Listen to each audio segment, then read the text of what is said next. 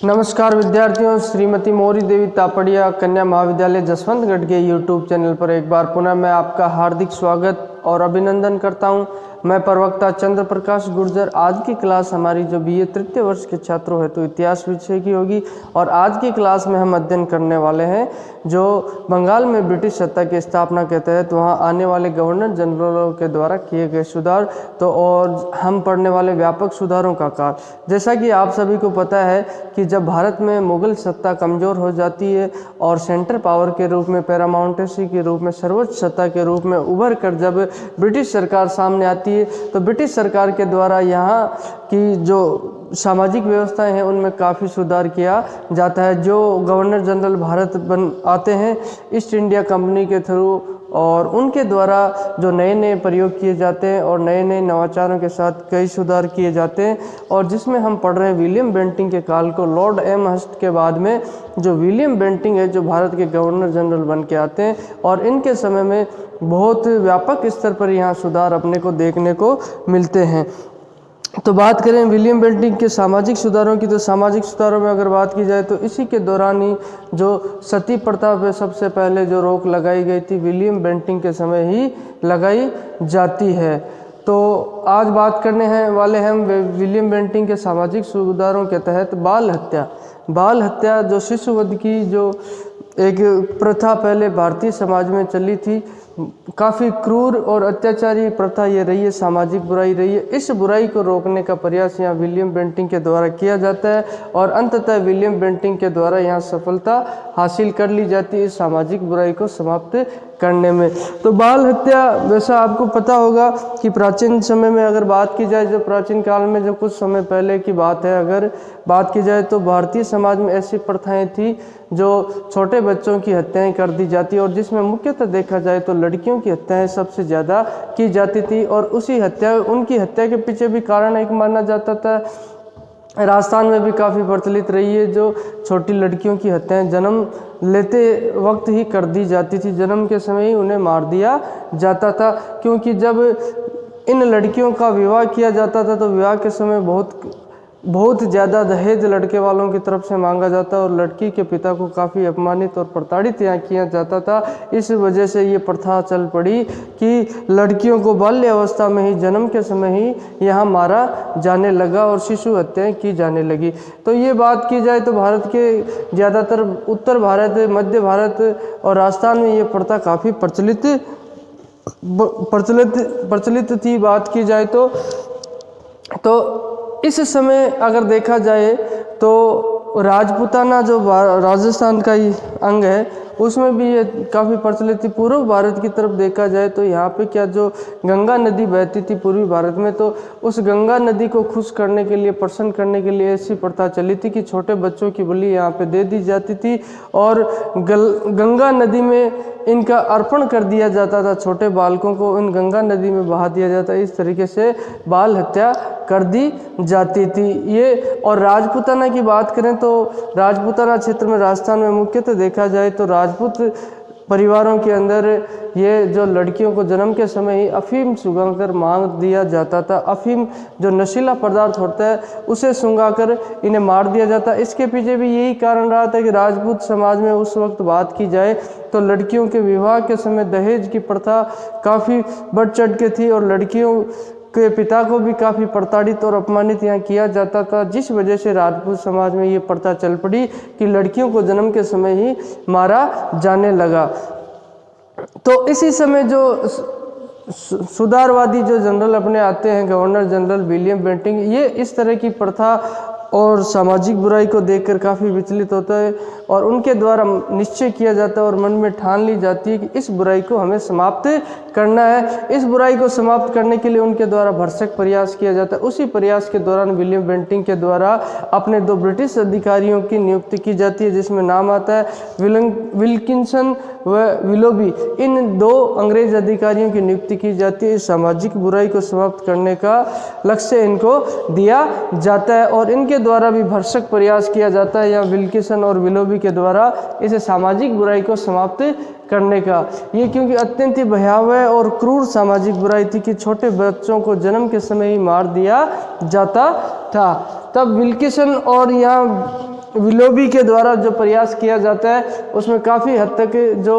नए नए प्रयोग किए जाते हैं और इनके द्वारा कुछ उपाय सुझाए जाते हैं। विलियम बेंटिक के द्वारा क्या किया जाता है, अपने जितने भी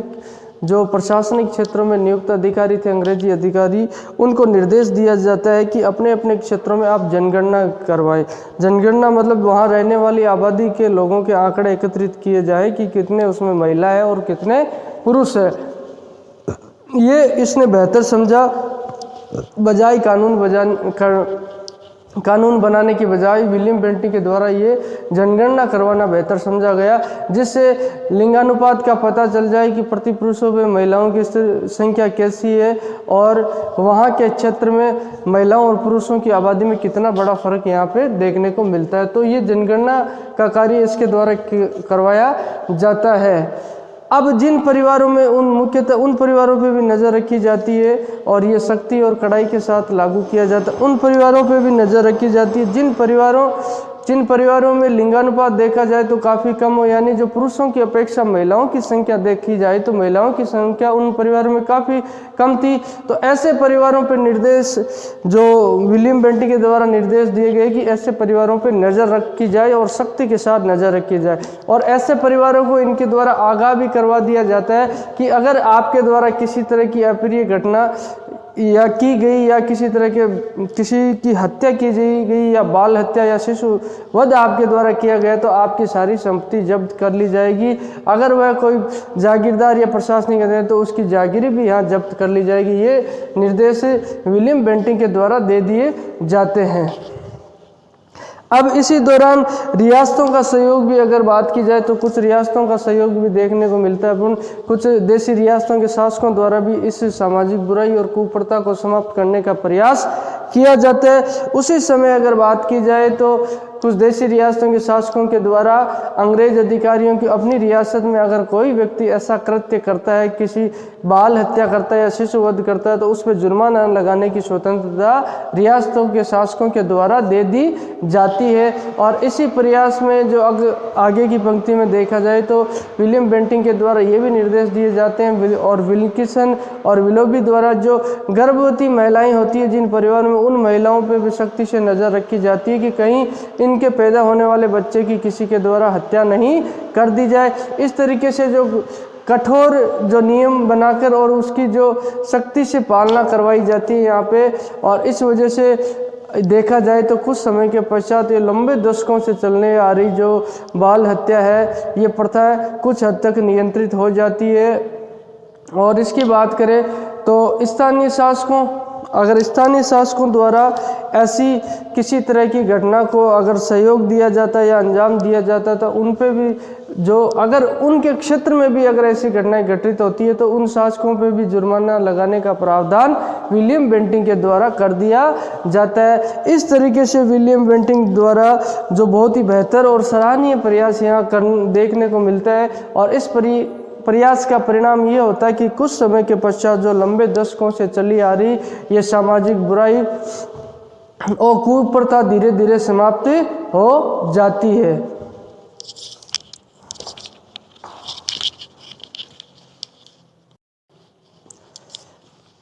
हमने देखा कि विद्यार्थियों विलियम बेंटिक की यहाँ सामाजिक सुधार में काफ़ी रुचि रहती है। पहले पीछे की क्लास में हमने जैसे पढ़ा था उनके द्वारा ठगों का दमन कर दिया जाता है कि जो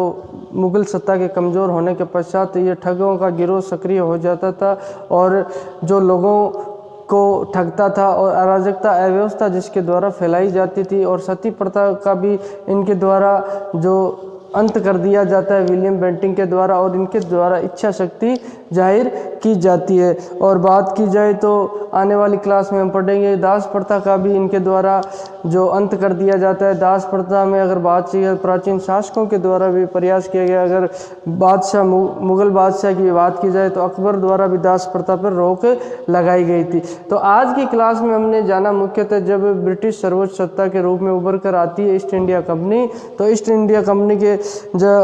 हाथ में अगर प्रशासनिक अधिकार भी आ जाते हैं और राजनीतिक अधिकार आ जाते हैं तो उस समय यहाँ की प्रजा और जनता के लिए उनके द्वारा जो व्यापक स्तर पर सुधार किए जाते हैं, और ये सुधारों का काल जो व्यापक स्तर पर 1828 से लेकर 35 ईस्वी तक रहता है। इसी समय विलियम बेंटिंक भारत के गवर्नर जनरल रहते हैं। इनसे पहले लॉर्ड एमहर्स्ट थे।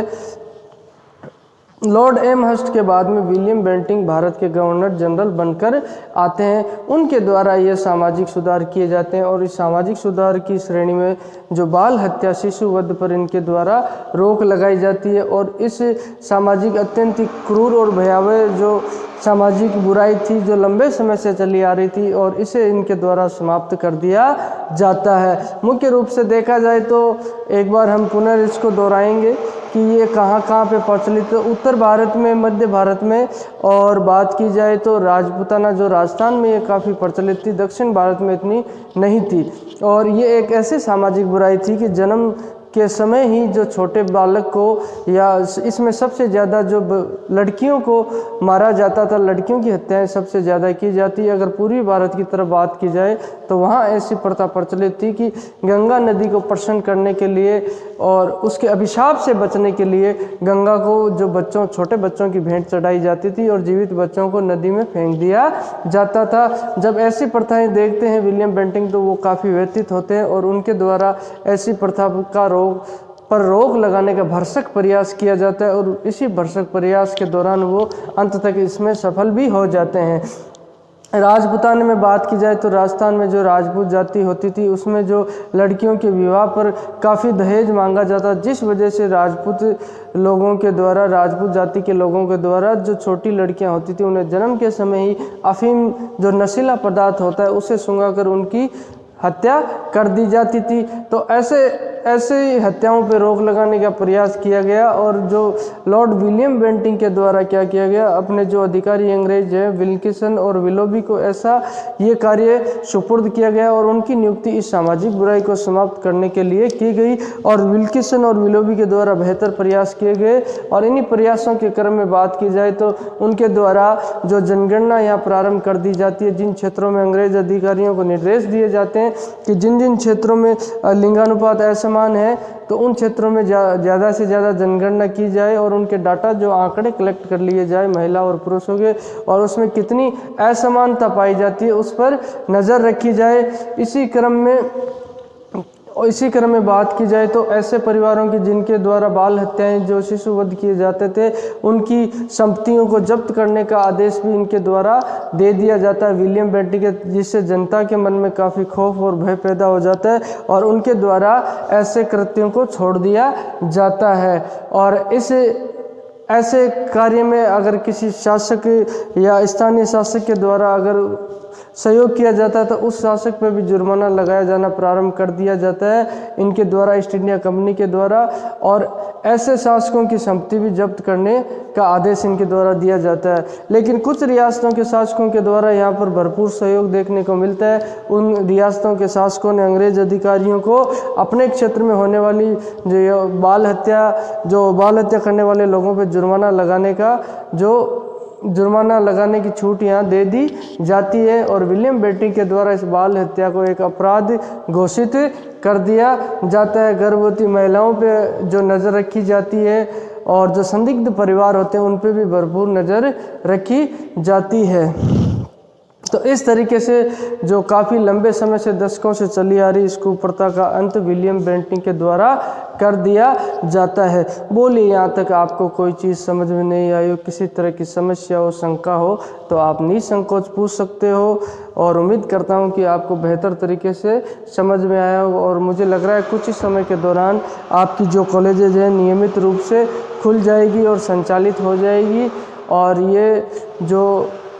आज की क्लास में हमने बात की है विलियम बेंटिंक के द्वारा किए गए सुधारों में, जिसी क्रम में हमने बाल हत्या पर किस तरीके से रोक लगाई जाती है उसके बारे में पढ़ा है। और आने वाली क्लास में हम जो इसके द्वारा दास प्रथा पर रोक लगाई जाती है और अन्य जो सामाजिक सुधार किए जाते हैं उनके बारे में जिक्र करेंगे। तो आप अपने सुझाव निसंकोच मुझ तक पहुंचा सकते हो। किसी तरह की अगर विस्तृत रूप से कोई चीज़ जाननी हो तो आप निसंकोच मुझे बता सकते हो। आज की क्लास में बस अब इतना ही पढ़ेंगे और मिलते हैं आने वाली अगली क्लास में। तो आज के लिए बहुत बहुत धन्यवाद।